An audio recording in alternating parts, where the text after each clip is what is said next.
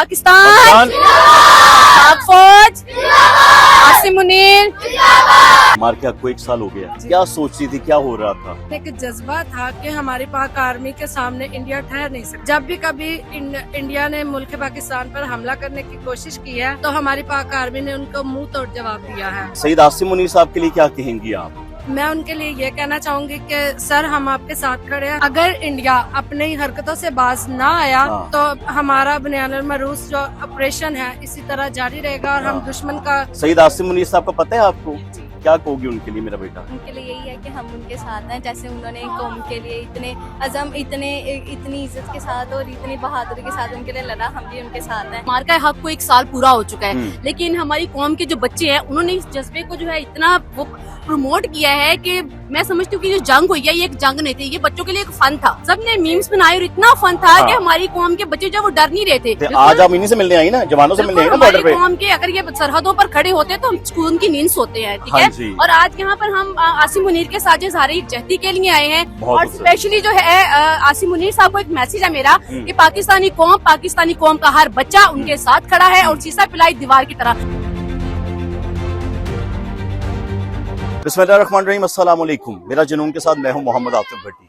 मेरे पीछे जो आप देख रहे हैं ना, ये वो सरहद है, ये वो जगह है जिसे गंडा सिख बॉर्डर कहा जाता है। एक है वाघा बॉर्डर जहां लोगों का बेहद रश मौजूद होता है, लेकिन आज यहाँ पे बाकी शहरियों का तो रश है, उसके साथ आप स्कूल्स के बच्चे देख लें वो भी यहाँ पर मौजूद है और हर बच्चे के हाथ में मार्का हक ऑपरेशन सईद आसिम मुनीर साहब की फोटो मौजूद है। बुनियानुल मरसूम लिखा हुआ है उसमें कि यही हमारी जीत है, यही हमारा मकसद था, यही हमारा काम था कि अपने अपने मुल्क को दिफा किस तरीके से करना है। यहाँ पे आप जितने बच्चों की तादाद देख रहे हैं, पीछे भी जितने लोगों की आप तादाद देख रहे हैं, ये यकजहती दिखाने आए हैं कि हम पाकिस्तान फोर्सेस के साथ हैं, हम पाकिस्तान के मुहाफिज हैं। और अगर आप उन बच्चों को यूनिफॉर्म में देखते हैं जो आर्मी की यूनिफॉर्म्स हैं, वो इस बात की गवाही है, शवाहिद है कि जी हम इस मुल्क का मुस्तकबिल हैं, हम इस मुल्क की भागदौड़ संभालेंगे, हम इस मुल्क की सरहदों की ऐसे हिफाजत करेंगे जिस तरह आज सईद आसिम मुनीर साहब इस सरहदों की हिफाजत कर रहे हैं।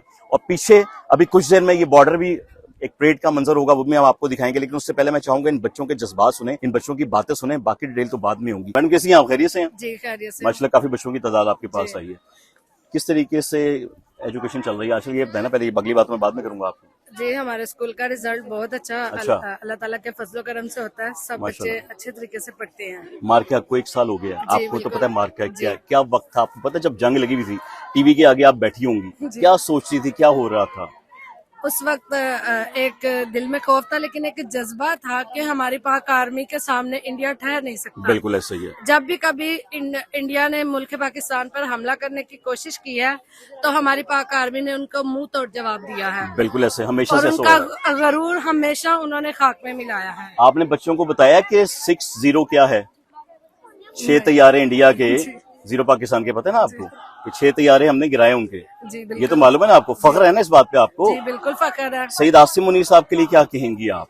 मैं उनके लिए ये कहना चाहूंगी कि सर हम आपके साथ खड़े हैं, हमारा जज्बा आपके साथ है और अगर इंडिया अपनी हरकतों से बाज ना आया तो हमारा बुनियानुल मरूस जो ऑपरेशन है इसी तरह जारी रहेगा और हम दुश्मन का जो गरूर है वो खाक में मिलाते हमेशा मुल्क की रहेंगे। हिफाजत करेंगे। बेटा आपका क्या हाल है?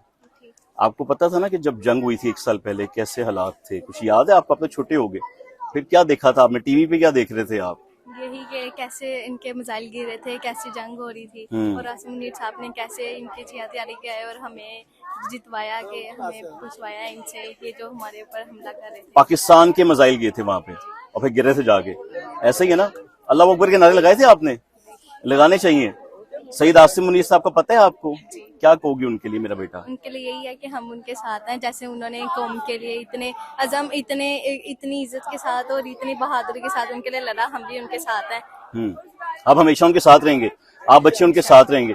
मैडम कैसी हैं आप? अल्हम्दुलिल्लाह। और फर्स्ट ऑफ ऑल ये जज्बा आप देख रहे हैं कि पाकिस्तानी कौम के अंदर इतना जज्बा है कि मार्का हक को 1 साल पूरा हो चुका है, लेकिन हमारी कौम के जो बच्चे हैं उन्होंने इस जज्बे को जो है इतना वो प्रमोट किया है कि मैं समझती हूँ कि जो जंग हुई है ये एक जंग नहीं थी, ये बच्चों के लिए एक फन था। अच्छा, ये बच्चों के लिए लिए फन था, पाकिस्तानियों के लिए फन था मैडम। ये सबने मीम्स बनाए और इतना फन था कि हमारी कौम के बच्चे जो वो डर नहीं रहे थे, वो तो कह रहे थे अंकल आज ये मोदी साहब आए तो हम उनकी आंखों में मिर्चे फेंकेंगे और गुलेरों से जो है वो उनका मुकाबला करेंगे। हालांकि इनको पता नहीं है कि जंग का मकसद क्या है। हाँ। लेकिन फिर भी उनके अंदर इतना जज्बा था कि हम लोग जो है अपनी मुल्क के लिए कम से कम कुछ कर नहीं सकते, कम से कम बोल तो सकते हैं ना। नहीं, हम अपने जवानों के साथ खड़े हो सकते हैं। आज आप इन्हीं से मिलने आई ना, जवानों से मिलने आई ना बॉर्डर पे। कौम के अगर ये सरहदों पर खड़े होते तो हम सुकून की नींद सोते हैं, ठीक हाँ है। जी। और आज यहाँ पर हम आसिम मुनीर के साथ हारी जहती के लिए आए हैं और उनको ये पैगाम देना चाहेंगे स्पेशली दुश्मनों को कि जिस तरह से बुनियानुल मरसूस के जरिए उनका ऑपरेशन सिंदूर तंदूर में फेंका था, वाह, वाह, इसी वाह। तरह से जो है वो ऑपरेशन करते रहे और हम उनके ऑपरेशन को सिंदूर को बुनियानुल मरसूस जैसे जो ऑपरेशन है करके